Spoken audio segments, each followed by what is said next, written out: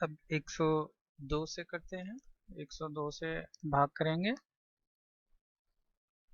और हम दूनी ले सकते हैं। 102 दूनी अगर 3 लेंगे तो ज़्यादा हो जाएगा, तो 2 ले लेते हैं यहाँ पर।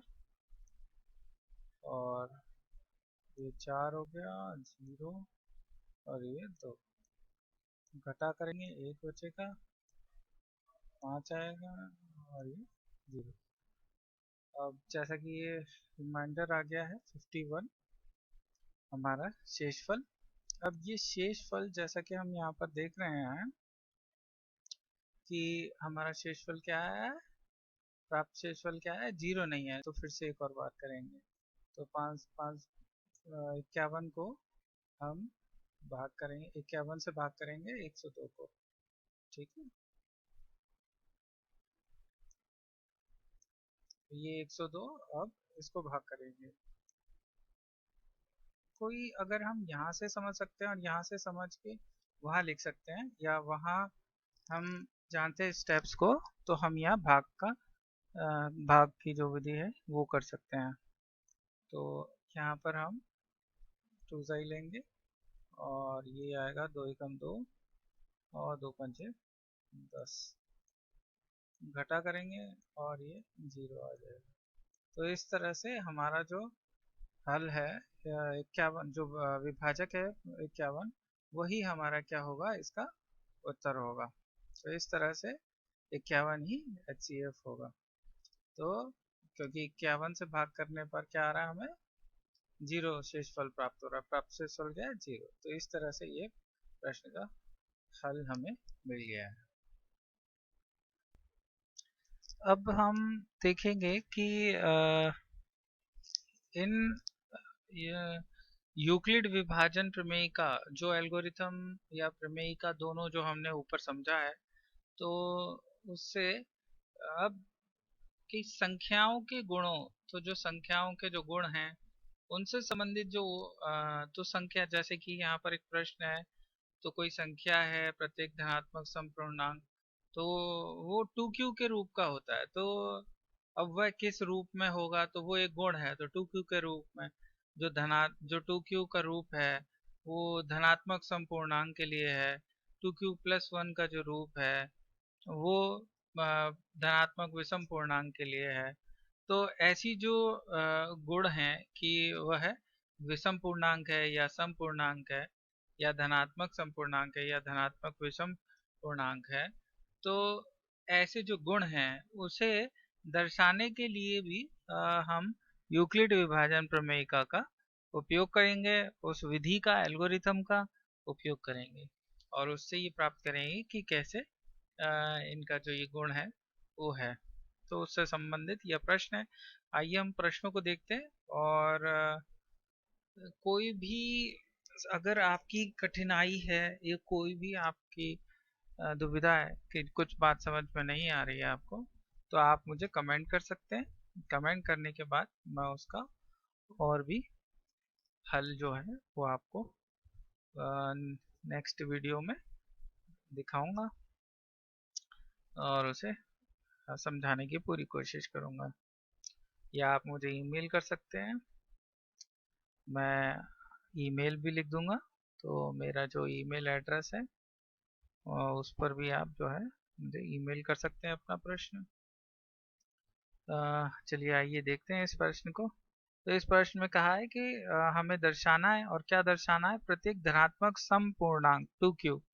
तो जो प्रत्येक धनात्मक समपूर्णांक है, सम तो आप सम संख्याएं जानते ही हैं, जैसे कि जो हमारे 4 है या 6 है, 8 है, 10 है, ये सब क्या है, पूर्णांक संख्याएं हैं जो भी 2 से भाजित हो जाती हैं, वो सब संपूर्णांक। और धनात्मक, तो यहाँ कहा गया है कि दर्शाना है कि प्रत्येक धनात्मक संपूर्णांक 2q के रूप का होता है, तथा प्रत्येक धनात्मक विषम पूर्णांक 2q+1 के।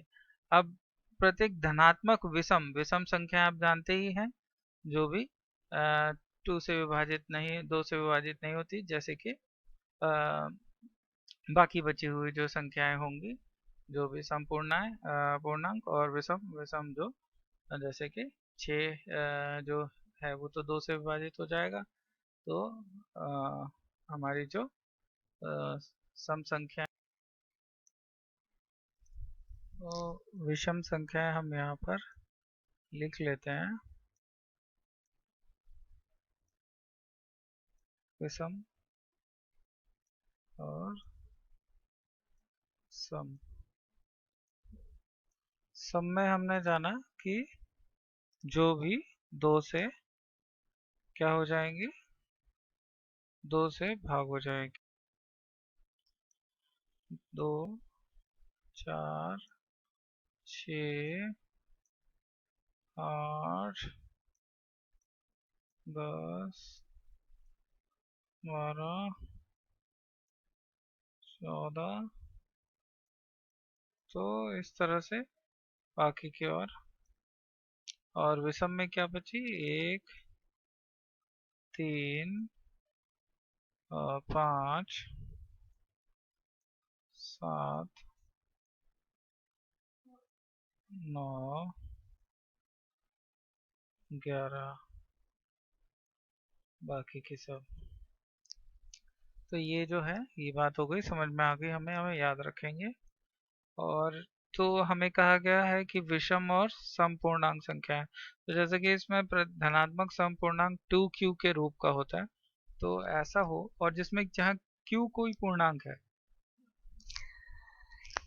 तो हम यहाँ पर ये देख रहे हैं कि हमें कैसे दर्शाना है संपूर्णांक धनात्मक संख्याओं को, 2q और 2q प्लस 1 ये भी सम होंगी। अब 2 जैसे कि यहाँ पे 2 से 2q ये 2 से विभाजित हो सकता है, इसको भाग कर सकते हैं, पूर्ण विभाजन हो जाएगा इसका, और यहाँ पर नहीं होगा तो ये विषम संख्या है, तो ये ऐसे समझ सकते हैं। बाकी हम जानते हैं कि ये जो सम संख्या 2 से भाग करेंगे तो ये पूर्णतः भाग हो जाएंगे, और ये विषम संख्या बाकी बची हुई जो 2 से विभाजित नहीं होती हैं। तो ये बात हमें समझ में आ रही है। तो 2q की अवस्था में होंगे हमारे संपूर्णांक। सबसे पहले इस प्रश्न को समझने की कोशिश जरूर करेंगे, और उसके बाद हल पर ध्यान देंगे, और मेरे साथ साथ ध्यान देंगे। अब मैं यहाँ पर यहाँ से नहीं बता रहा, मैं इसके हल को यहाँ से समझने की कोशिश करूंगा, कि जैसा यहाँ पर कहा गया है कि इसके गुणों को बताना है हमें, कि जो धनात्मक समपूर्णांक होते हैं वह इस गुण से दर्शाए जा सकते हैं, मतलब 2q से हमें धनात्मक समपूर्णांक गुण जो है मिलेगा। तो अब इन व्यवस्थाओं को दिखाने के लिए 2q और 2q प्लस 1 हम जानते हैं कि c बराबर d q plus r Euclid विभाजन प्रमेय का होती है, और इस यूक्लिड विभाजन प्रमेय का c बराबर डी क्यू प्लस आर में हम यह देख पा रहे हैं कि यहाँ पर q प्लस आर इस तरह से आगे भी हमें यहाँ पर नजर आ रहा है, और हम इसी का उपयोग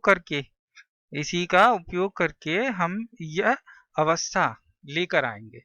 और हम यहाँ पर अब शुरुआत से देखते हैं कि मान लेते हैं हम यहाँ पर c कोई धनात्मक पूर्णांक है, तो जैसा यहाँ पर धनात्मक सम पूर्णांक के लिखा है, तो हमने यहाँ पर धनात्मक पूर्णांक हमने c को माना है धनात्मक पूर्णांक, तो ये ठीक है।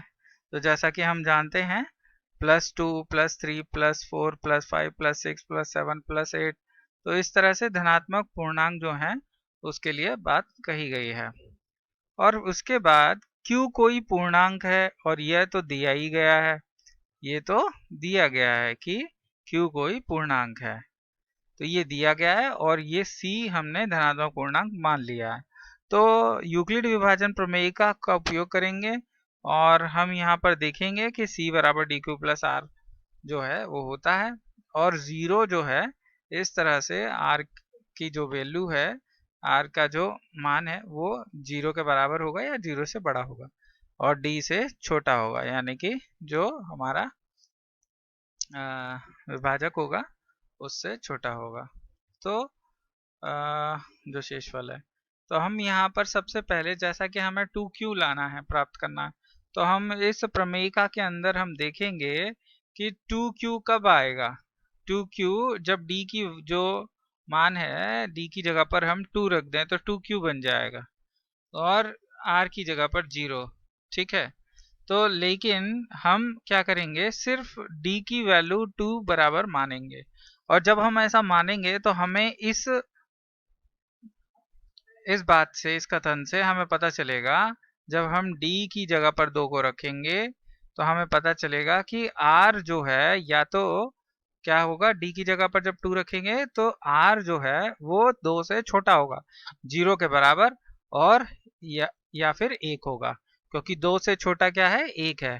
तो इस तरह से हम इस बात को समझने की पूरी कोशिश करेंगे कि 2 से छोटा ही हमारा क्या होगा, r होगा, यानी कि 0 और 1। तो 0 और 1 हमें प्राप्त होगा जब हम d की वैल्यू 2 रखेंगे, d का जो मान है वो 2 रखेंगे।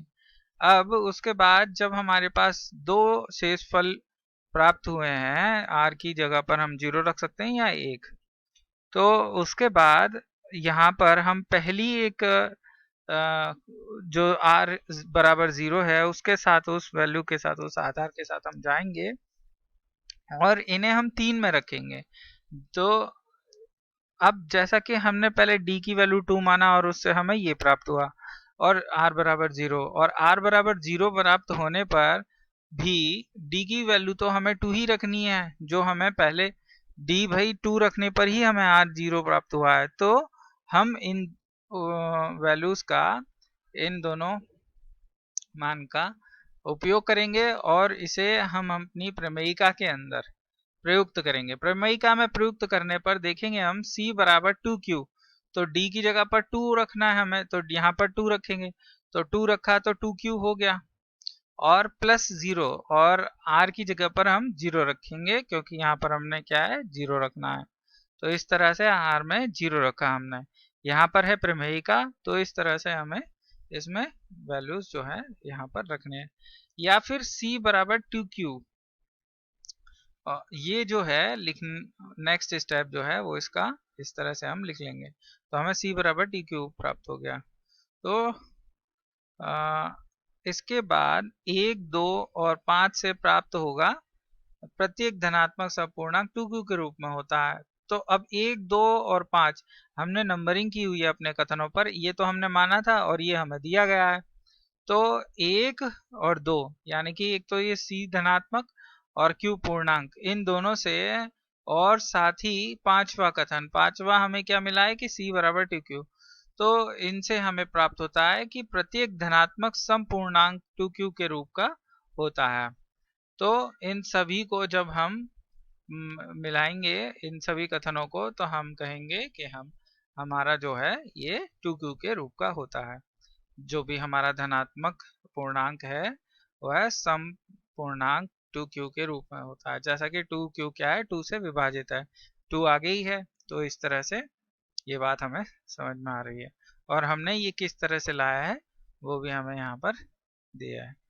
अब इसके बाद जब r बराबर 1 रखेंगे और d बराबर 2 रखेंगे, इन्हें 3 में रखेंगे, यानी प्रमेयिका में रखेंगे, तो d बराबर 2 तो वही सेम संख्या है, वही सेम संख्या है जिससे कि हमें दो शेष प्राप्त हुए, और दो शेषफल प्राप्त होने की वजह से यहाँ पर हमने अब r बराबर 1 और d वही सेम 2, तो इनको अब हम प्रमेयिका में रखेंगे, और प्रमेयिका में रखने के बाद हमें प्राप्त होगा कि r जो है 1, यानी 1 यहाँ यहाँ रखा जाएगा, और d बराबर 2 यहाँ पर 2q प्लस 1 आ जाएगा, 2q प्लस 1।